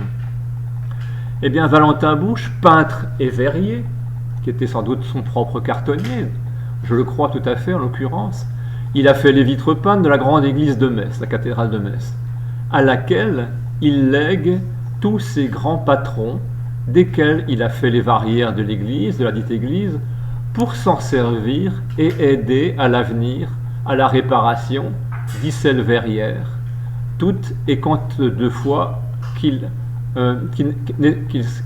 des fois nécessité sera. Et c'est tout à fait la raison pour laquelle les cartons de Gouda ont été eux aussi conservés. Nous avons là vraiment l'une des clés, une des seules raisons peut-être pour lesquelles des cartons peuvent être conservés sur le long terme. Comment se présentent donc les cartons au XVIe siècle? Eh bien, pour les verrières les mieux considérées et financées, des cartons de peintres transposés sur le verre par les peintres verriers sont commandés. On l'a déjà vu pour Chastelin et Noël Bellemare tout à l'heure. Et il sera évidemment intéressant d'observer maintenant ce qui revient au peintre et ce qui revient au peintre dans ce contexte le plus remarquable, le plus important. Les exemples majeurs, en l'occurrence, sont bien connus désormais. Il y a quelques années aussi, à Gouda, avait eu lieu une grande exposition menée par notre collègue Susanna von Reuven, qui présentait une grande partie des cartons pour les vitraux de l'église, qui nous permettent d'abord de prendre connaissance de ce type de document et de voir aussi tout ce qui sépare le document graphique avec l'œuvre finale. On l'a déjà vu tout à l'heure, en fait. Bien sûr, le carton à grandeur peut être utilisé par transparence pour la peinture, mais le peintre sur verre ne peint pas comme le cartonnier. Le cartonnier, c'est Joachim Houtevel. Et le peintre verrier, c'est, alors je ne sais pas si on peut le prononcer, c'est un peu imprononçable, Adrian Geritz de Vries. C'est sûrement pas la bonne prononciation, mais peu importe. Bien sûr, il est peintre verrier, il interprète le dessin à la façon d'un peintre verrier. Il n'y a pas du tout de copie exacte. On reste dans les meilleures techniques du vitrail, avec les jeux de lumière et de transparence du verre qui restent parfaitement présents. Lui revient évidemment le dessin des plombs, le découpage en panneaux, et puis tout naturellement aussi, bien sûr, au-delà de ces choix de peinture, tracé, coloration, tout cela revient au peintre verrier. Donc il y a véritablement un partage de l'invention que l'on peut cerner tout à fait clairement ici, sachant tout de même que, bien sûr, le carton à grandeur donne véritablement l'essentiel. Les remarques sont à peu près les mêmes concernant ces dessins que je ne voulais pas manquer de montrer, puisque ce dessin de Dürer, ce projet de vitrail de Dürer, nous avons eu la chance de l'avoir en main dans les réserves de l'Ermitage à Saint-Pétersbourg il y a quelques années, aussi lors d'un colloque du Corpus Vitrearum. Et nous pouvons aussi, par chance, le mettre en parallèle directement avec le vitrail qui en a été tiré, qui se trouve donc à l'église Saint-Zébald de Nuremberg, étudié par notre collègue Hartmut Scholz, dont la thèse était consacrée justement au rôle des documents graphiques, les liens entre le vitrail et les arts graphiques à Nuremberg au temps de Dürer. Les remarques sont les mêmes que précédemment, que pour le vitrail de Gouda. Mais, bien sûr, ce que nous voudrions maintenant montrer de façon un peu plus précise, c'est le passage du document graphique à la peinture sur verre, parce que c'est quand même là aussi que se passe une part de l'invention, nous l'avons déjà annoncé, on voudrait maintenant le montrer. Alors, le contexte, évoquons très rapidement le contexte, avec ces deux photographies. Celle de gauche est à peu près lisible, celle de droite, je le regrette, n'est pas très précise parce qu'elle n'est pas reproduite, elle n'a pas été reproduite de façon suffisamment bonne pour que je puisse la reprendre. Mais regardons à gauche comment ça se passe dans l'atelier, en l'occurrence pour un vitrail suisse, donc ce qui n'est pas nécessairement particulièrement représentatif, mais tout de même, on constate que le peintre verrier travaille ici, non pas sur une table lumineuse comme aujourd'hui, parce que il n'y en a pas, mais il travaille sur un chevalet lumineux, comme les peintres verriers travaillaient encore, comme que les peintres verriers utilisaient encore il y a quelques décennies couramment dans les ateliers, placé devant la fenêtre. Quant au carton, il n'est pas ici directement placé derrière le vitrail, il ne travaille donc pas tout à fait par transparence, mais par référence. Le carton que reprend le peintre verrier, il est plutôt ici, ce ne sont pas celui-là, c'est celui-là. Voilà un peu pour le contexte. En revanche, ce qui nous intéresse maintenant, c'est peut-être de voir le détail et les détails techniques. Pour cela, nous n'avons pas les moyens de rentrer dans l'atelier, c'est tout à fait évident. Mais en revanche, nous avons des moyens détournés de connaître ce qui se passe. Ces moyens détournés, eh bien, nous les trouvons dans la répétition de certains cartons. En effet, ces cartons, nous le savons bien, ne sont pas nécessairement à usage unique. Et dans certains cas, par chance, nous avons pu trouver plusieurs exemples de répétition de même carton. Ce qui est le cas ici, dans un exemple qui a été étudié il y a bien longtemps, qui était présenté justement dans la table ronde de 1999 que je citais tout à l'heure en entrée de cette présentation. Nous avons là, à gauche, un vitrail qui se trouve à l'église Saint-Étienne-du-Mont, donc une annonce à Joachim, à Paris, contexte parisien, peintre verrier, parisien sans aucun doute. Et puis ce même carton a voyagé. Les échanges, vous le savez, entre Paris et Rouen sont nombreux.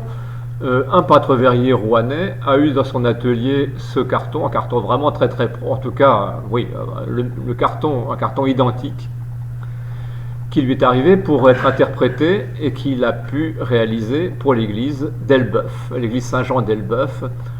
Tout cela à une période extrêmement proche, puisque nous nous situons dans les deux cas entre 1500 et 1510 à peu près.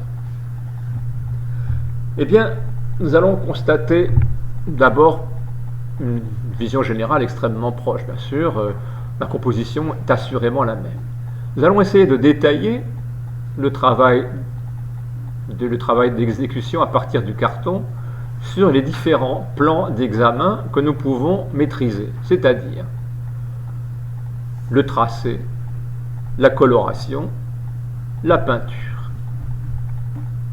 Le tracé d'abord. Eh bien, le tracé, nous pouvons l'étudier en pratiquant une chose tout à fait simple, c'est de relever les réseaux de plomb. On constate plusieurs choses.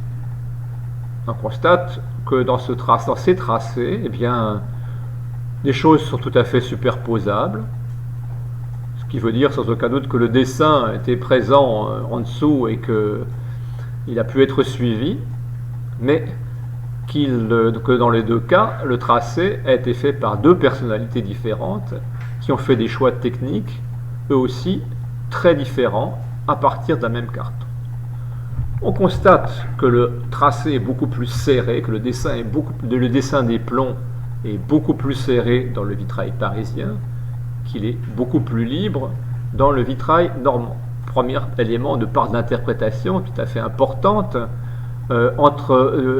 qui explique donc le rôle possible du peintre verrier, qui est une part de création, sans aucun doute.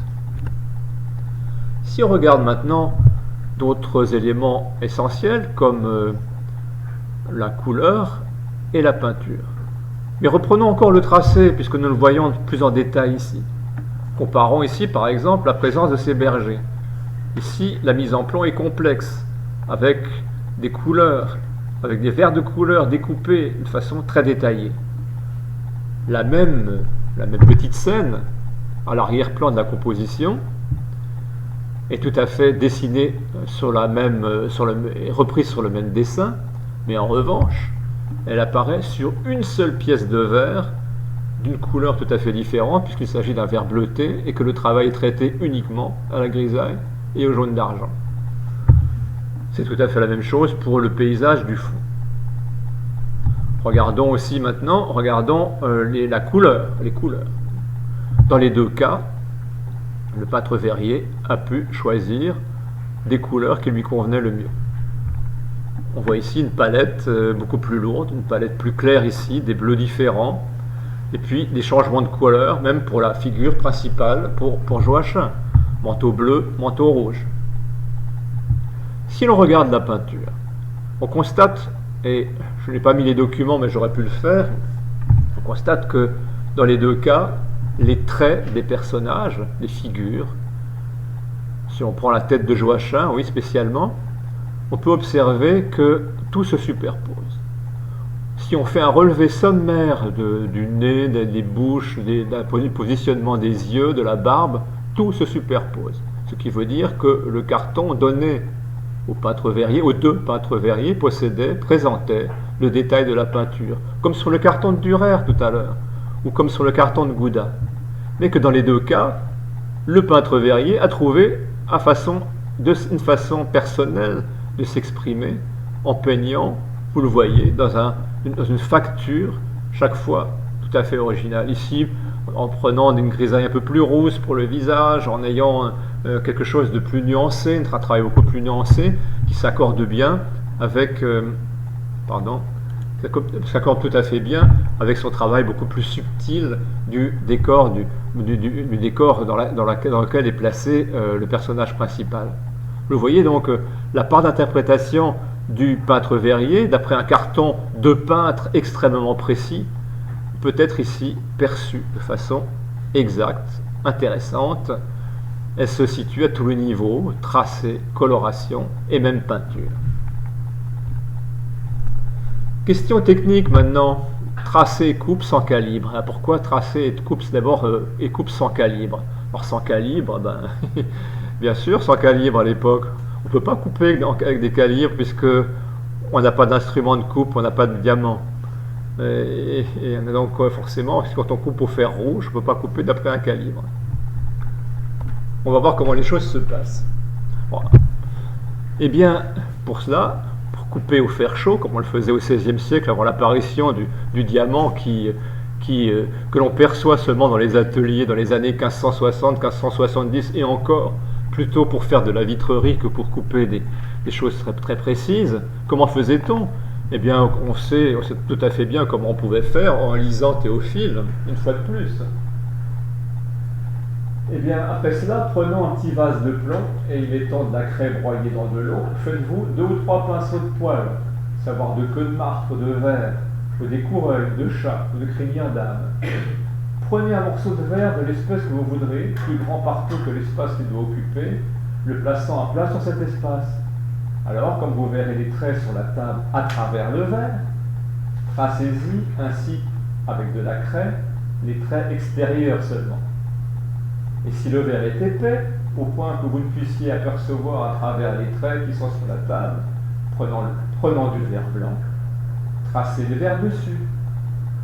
Quand il sera sec, appliquez le verre épais contre le blanc, et élevant à la lumière, calquez-les comme vous le verrez.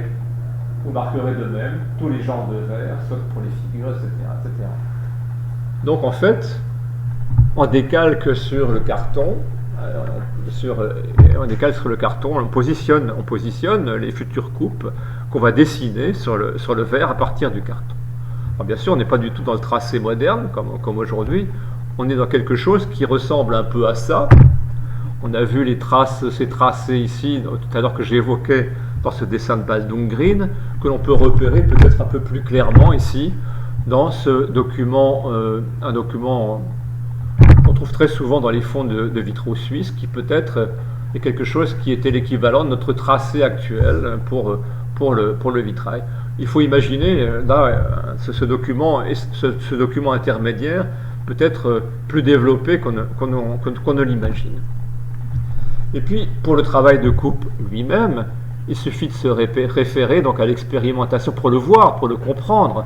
Il faut se référer tout simplement à l'expérimentation qui a été faite à partir de, non seulement bien sûr du traité de Théophile, mais du traité d'Antoine de Pise, pour comprendre comment les choses fonctionnent. Eh bien, vous avez d'abord dans l'image en haut la façon dont on préparait les fers, pas seulement pour souder, mais aussi pour couper le verre, parce que ce sont les mêmes. Les fers à souder et les fers pour couper le verre, ce sont les mêmes. Eh bien, dans l'opération réalisée à l'atelier de Bitus, avec toute l'équipe autour de Claudine Lautier et de Dany Sandron, eh bien, on voit ici donc le brasero avec ces fameux fers, ces gros fers, ces énormes fers à souder qui sont une grosse panne destinée à conserver évidemment la chaleur.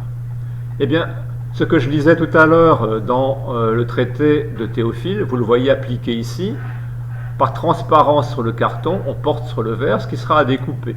C'est vraiment ce qui est décrit dans l'œuvre de Théophile. Et puis voilà le travail de coupe. Eh bien, c'est un travail de coupe fait par choc thermique. On provoque un choc thermique. Et puis, le fer à souder doit suivre le dessin, évidemment, pour réaliser des coupes qui peuvent être très aisément des coupes beaucoup plus complexes que celles qu'on réalise au diamant, par exemple, puisque ici, à l'atelier de Bitus, on est en train de réaliser une coupe en angle droit. Alors bien sûr, la précision n'est pas absolument garantie. C'est beaucoup moins précis qu'une coupe avec des calibres. Le grugeoir fera la suite pour préciser les coupes, bien entendu. Mais bon, si vous avez encore le courage de m'écouter un petit quart d'heure, je vais essayer de vous présenter comment appliquer tout ce que nous avons réuni. Quand on n'a aucun document, quand on n'a pas d'archives, quand on n'a pas de documents graphiques, quand on a des œuvres qu'il faut essayer de comprendre. Bon, Alors c'est un peu expérimental, c'est sur quoi je travaille en ce moment. Eh bien, c'est autour de l'œuvre de Geoffroy Dumontier. Donc, ce peintre, graveur, rouennais, enlumineur aussi, connu entre 1501 et 1506, né à Rouen vers 1501 et 1506, mort à Paris en 1573, et surtout actif sur le chantier de Fontainebleau, on le sait par les contes, auprès du Rousseau, dans un rôle très subalterne, entre 1538 et 1540, mais ça a marqué profondément son style. Quelques images d'abord, pour présenter l'artiste, que vous connaissiez un peu son œuvre rapidement. Une enluminure rouennaise, un détail de cette enluminure. Voici le graveur. Ses liens avec le Rousseau sont évidents ici. La fameuse Pietà du Rousseau. Voilà ces gravures qui ont permis d'identifier, ces gravures qui sont pour quelques-unes signées et datées entre les années 1542 et 1547. Celle-ci est datée de 1543, très connue. C'est peut-être la plus connue. Et puis, voilà le dessinateur du projet de vitrail. Voilà un tout petit détail dont l'iconographie, grâce à Laurence Rivial, est peut-être maintenant connue. On ne parlera pas de ça aujourd'hui. Il est auteur aussi de projets pour Maceo Abaken, pour le fameux auteur des carreaux de faïence qui ornaient le château d'Écouen. Vous avez ici un panneau présenté à Chantilly, conservé aujourd'hui à Chantilly. Puis voilà la palette de son activité comme dessinateur. Aussi un détail d'un projet de l'école des Beaux-Arts pour un retable, une gravure. Et puis un détail de notre projet de vitrail pour montrer la parenté entre les œuvres. Vraiment, le peintre produit pour tous les domaines de la vie artistique. Et bien sûr, son style peut être suivi partout. Alors, une chose facile pour commencer. Chose facile, tout à l'heure j'ai parlé des vitraux civils et de la possibilité, lorsqu'on réalise un rondel, de travailler d'après un dessin que l'on décalque. C'est sans doute ce qui s'est passé ici. Ce rondel d'une collection particulière. Et évidemment, de Geoffroy Dumontier et probablement a été tiré d'un dessin aujourd'hui perdu. Mais comment prouver que c'est donc Geoffroy Dumontier et comment établir le lien avec le dessin? Eh bien d'abord en regardant dans ce qui est conservé de l'œuvre de Dumontier. Et justement, un détail de ce dessin conservé à l'École nationale supérieure des Beaux-Arts, un dessin vers 1545 à peu près, qui montre la dormition de la Vierge, montre des détails extrêmement proches, tout spécialement pour le positionnement de la Vierge sur le lit, cette coiffure tout à fait étonnante qui est affublée, de laquelle elle est affublée. Mais surtout, je dirais, ce qui est frappant dans le travail du peintre Verrier ici, c'est la volonté qu'il a eue de transposer sur le verre la technique qu'il a observée dans le dessin. En effet, ces lavis que nous voyons ici reprennent vraiment bien les lavis d'encre que nous avons ici. Il a tenu aussi à, partout dans son vitrail, suivre les contours des différents personnages de petits traits fins, comme c'est partout dans le cas des dessins de Dumontier. Il y a vraiment là la preuve même, d'une part, que le dessin original est bien de Dumontier, et d'autre part, que le peintre Verrier lui-même a tenu à être le plus près possible du dessin original pour lui être autant que possible fidèle, tout en transposant, bien sûr, l'œuvre dessinée en vitrail avec ses techniques spécifiques. Autre question, pas trop compliquée non plus. En tout cas, elle peut être convaincante. Ce célèbre vitrail qui vient de la sacristie de la chapelle du château d'Écouen, donc réalisé pour le connétable de Montmorency en 1544 sans doute, est aujourd'hui à Chantilly. Il a été récupéré par les Condés après la fermeture du musée des monuments français en 1816. C'est pour ça qu'il se trouve à Chantilly. S'agit-il d'un carton fait par Geoffroy Dumontier, duquel aurait été tiré ce magnifique vitrail qui représente donc une nativité un peu incomplète, un peu recoupée certes, au sommet de laquelle on voit les armoiries du connétable d'ailleurs. Une œuvre en grisaille jaune d'argent avec un peu de sanguine, très spectaculaire, très théâtrale, très étrange, ce qui nous met sur la piste quand même de l'artiste. Alors un petit jeu bon, pédagogique, qui vaut ce qui vaut, enfin bon, on peut essayer de lier, bien sûr comme on n'a pas de dessin pour ce vitrail, mais qu'on essaye d'avancer, d'une part on peut travailler avec les documents qui nous sont parvenus, c'est-à-dire essentiellement en l'occurrence avec les gravures, et plein d'éléments que l'on retrouve dans la composition du vitrail, on les retrouve également dans les gravures. Suivez les flèches. On les retrouve aussi dans un autre vitrail qui jadis a été attribué par François Perrault au dessin de Geoffroy Dumontier, on en reparlera tout à l'heure. On retrouve un groupe de figures qui ressemble un peu à celui du fond de ce vitrail aussi. Que penser de tout cela?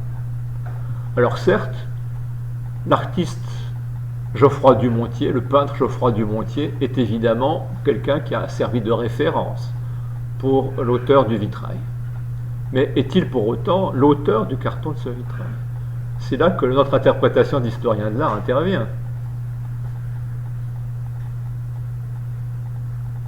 Bien sûr, nous ne pouvons pas prouver que là, Geoffroy Dumontier a fourni véritablement un patron complet, puisque nous ne pouvons prouver que des citations. Mais le mot citation convient-il justement? S'agit-il seulement de citations pour un peintre ou pour le peintre verrier qui aurait utilisé des modèles qu'il avait sous la main pour composer à sa façon ce vitrail? Revenons donc à l'image entière, sans les surcharges, pour nous faire un avis. Eh bien, moi, je pense que devant la qualité remarquable de ce vitrail, une peinture extrêmement maîtrisée, ce côté spectaculaire, ce côté théâtral, cette essence même que l'on trouve dans la production de Dumontier, héritée du Rosso, est véritablement comprise, est véritablement là, véritablement présente. La composition est parfaitement cohérente, parfaitement maîtrisée. Il ne s'agit pas d'un collage de pièces rapportées, puisées dans des gravures, puisées dans des dessins partiels. Et il y a quelque chose de parfaitement unitaire, de parfaitement maîtrisé, de parfaitement dans l'esprit fondamental de l'artiste. Et c'est là que, justement, l'interprétation de l'historien de l'art intervient à partir d'éléments de référence que nous avons. Nous pouvons ici croire que Geoffroy Dumontier est l'auteur d'un patron à grandeur. Ce qui n'est absolument pas surprenant en 1544, puisque au même moment, il fournit des projets pour les carreaux de Maceo Abaken au même moment. Il travaille parfaitement au même moment dans l'orbite de tous les artistes qui sont au service du connétable. Tout converge donc vers cette hypothèse. Rassurez-vous, ce sera mon dernier exemple, où là, vraiment, je vais installer le doute. Et vous dire mon avis aussi, bien sûr. Nous restons dans l'univers d'Écouen, à proximité du connétable, à l'église Saint-Acheux, juste en dessous du château, avec ce vitrail, donc ce vitrail dont la partie supérieure représente une nativité, avec les bergers à l'arrière, qui, selon François Perrault, relèverait aussi de l'art de Geoffroy Dumontier. Bon. Faisons la même opération que précédemment, c'est-à-dire ce petit jeu de comparaison, de citation, avec cette fois-ci, je pense, un mot justement utilisé. Je crois qu'il s'agit là véritablement plus de citation que d'autre chose. Alors oui, en effet, on peut trouver des choses qui correspondent bien. Par exemple, cet ange qui tient l'enfant, il est à l'envers ici. Cette figure de Joseph, elle est pas dans ce dessin du musée du Louvre, elle est présente, quoique plus tassée ici. Le groupe des 3 femmes de l'arrière-plan se retrouve dans les 2 cas ici. L'enfant Jésus, dans les 2 cas, est extrêmement proche, et ainsi de suite. Mais dans les œuvres de Geoffroy Dumontier, nous n'avons absolument jamais ce type d'espace très ouvert. Nous avons toujours au contraire des personnages très serrés, quelque chose de très dense, de très théâtral. Là, nous avons des groupes posés, vraiment posés dans une architecture dont nous n'avons absolument aucun équivalent dans l'œuvre de Dumontier. Des personnages non plus qui ne vont absolument pas. La Vierge, par exemple, cette Vierge toute tassée, toute recroquevillée, est absolument impossible sous le dessin de Geoffroy Dumontier. De même que ce personnage, ce Canéphore, est tout à fait aussi impossible dans l'affaire, sous la plume de Dumontier. Quelle est donc notre hypothèse d'historien de l'art? À partir de toutes les données que nous avons accumulées précédemment, à partir de toutes les connaissances que nous avons réunies, eh bien, oui, nous avons là sans doute dans l'entourage du connétable de Montmorency, un peintre verrier qui a utilisé un carton, qui a lui-même peut-être dessiné un carton, en utilisant des modèles venant de Geoffroy Dumontier, gravures, dessins qu'il avait dans son fond d'atelier, pour en composer une œuvre originale, différente de l'œuvre du peintre Geoffroy Dumontier, pour quelque chose de nouveau et de différent. Voilà l'hypothèse, donc 3 cas de figure dans le contexte d'un même artiste, dans le contexte aussi d'un contexte géographique qui est à peu près qui est très très limité, vous voyez donc. Des hypothèses qui je l'espère, vous auront convaincu.